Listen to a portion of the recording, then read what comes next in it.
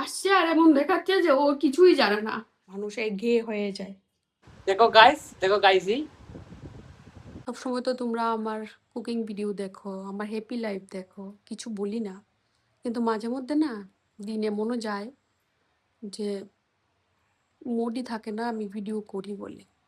অনেক আশা করেছিলাম, অনেক ভেবেছিলাম যে সুন্দর একটা স্পেশাল ব্লগ তোমাদের দেব, কিন্তু সেটা হলো না।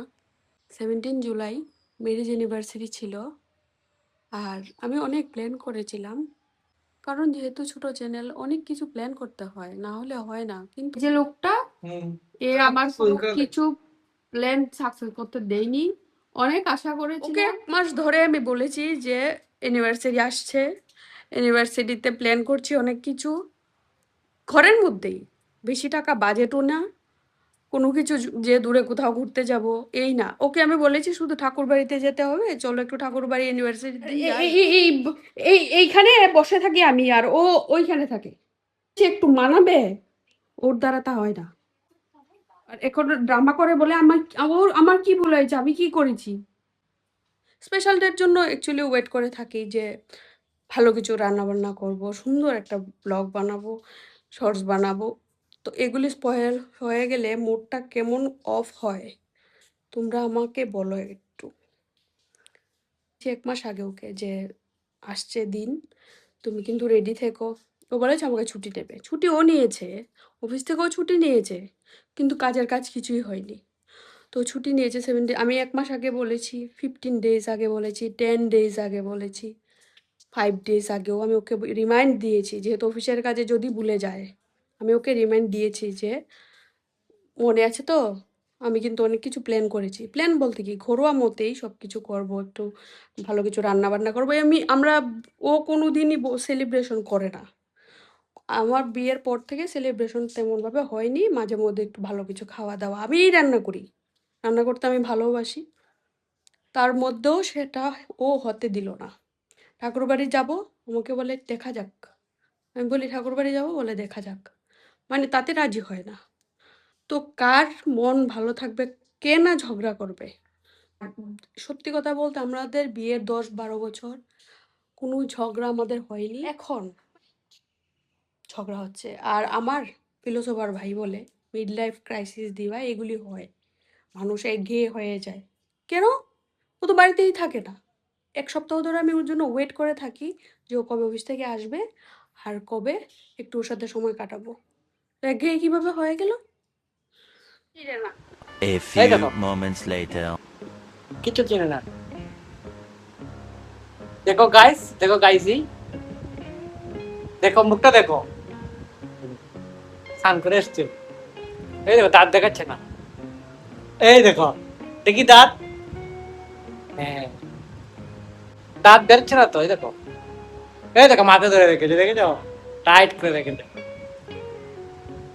এই দেখো চিমটি মারছে। তুমি 2 দিন ধরে আমার কাঁদনাইছো, তুমি আর কি চাও। এই দেখো, এই দেখো, এই দেখো। তো শেষ, ওর সাথে সব রাগ আমার। কিভাবে যে ও আমাকে ভুলিয়ে নেয় বুঝতে পারি না। তো ব্রেকফাস্ট আনলো, সবাই মিলে ব্রেকফাস্ট করলাম। সকাল থেকে কিন্তু ব্রেকফাস্ট করা হচ্ছিল না, পেটের প্রচন্ড খিদে ছিল, কিন্তু মুখ ফুটে কিচ্ছু বলতে পারছিলাম না। তারপর ও বাজার থেকে নিয়ে আসলো সকালের ব্রেকফাস্টটা, পরোটা আর তরকারি, ঘুগনি ছিল সেটা। তো ওটাই খেলাম। মুড এত অফ থাকায় ভালো করে খেতেও পারিনি, কিন্তু আলটিমেটলি পেচাপ হয়ে গেছে। আমি জানি না তোমাদের কার সাথে এমন হয়, বিয়ের এত বছর পরেও আমাদের এরকম চলতে থাকে খুনসুটি করার মধ্যে। আর নিজের মানুষটার সাথে অভিমান করে তারপর যখন মানায় খুব ভাল লাগে। বিয়ের প্রথম প্রথম দিনগুলো যেমন সিনেমার মতো রোমান্টিক আর সারপ্রাইজে ভরা থাকে, কয়েক বছর কেটে যাওয়ার পর কিন্তু জীবনটা আর তেমন থাকে না। তখন ইউনিভার্সিটি মানেই বড় কোনো আয়োজন নয়, বরং সংসারে রোজকার ব্যস্ততা, দায়িত্ব আর কাজের চাপটা সবার সাথেই হয়। আর এই ব্যস্ততার মাঝে কখনো কখনো স্পেশাল দিনগুলোর প্ল্যান উলটপালট হয়ে যায়, কিন্তু দিন শেষে এটাই মনে হয় সবার ঘরের কাহিনী, তাই কি না বলো? আসল কাহিনী নিখুঁত কোনো গল্প নয়, বরং ছোটখাটো খামতি, মান অভিমান আর খুনসুটি গুলো নিয়েই তো আমাদের সংসার, বলুন। আজকের মেনু কি? ডাল সিদ্ধ, আর ডিম সিদ্ধ, আর আর মাছ ভাজি। মাছ ভাজি।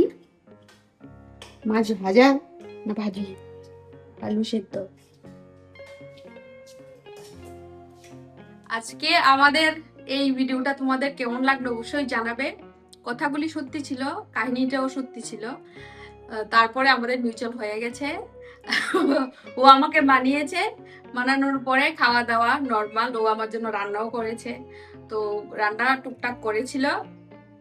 আর তোমাদের যদি আমাদের হাজবেন্ড ওয়াইফের এই ছোট ছোট কাহিনী মুহূর্তগুলি ভালো লাগে তাহলে অবশ্যই বলবে। ও রাজি হয়েছে ভিডিওতে আসবে, তো বলবে কেমন লাগলো। কাউকে খারাপ লাগানো বা কাউকে হার্ট করার মতো উদ্দেশ্য আমাদের ছিল না। এটা একটা ফানি ভিডিও ধরে নিতে পারো। কাহিনীগুলি সত্যি ছিল, মন খারাপ ছিল। ছিল কি না? মন খারাপ ছিল। তারপর আমি প্ল্যান করেছি যে আজকে আমি একটা এরকম ব্লগ বানাবো আর ছাড়বো। তো ঠিক আছে, তোমরা অবশ্যই জানাবে কেমন লাগলো আজকের এই ভিডিওটা।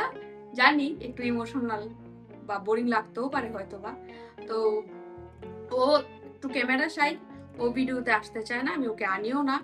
তো এখন থেকে বলেছে যে আমার সাথে আসবে ভিডিওতে। তো আমাদের কাপল ব্লগ ছোট ছোট মুহূর্তগুলি যদি তোমাদের ভালো লেগে থাকে তাহলে বলবে, এরকম ভিডিও বানাবো তাহলে।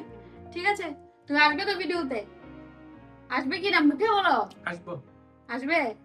ঠিক আছে, তো বলো ওদেরকে ভালো লাগলে সাপোর্ট করতে বলো।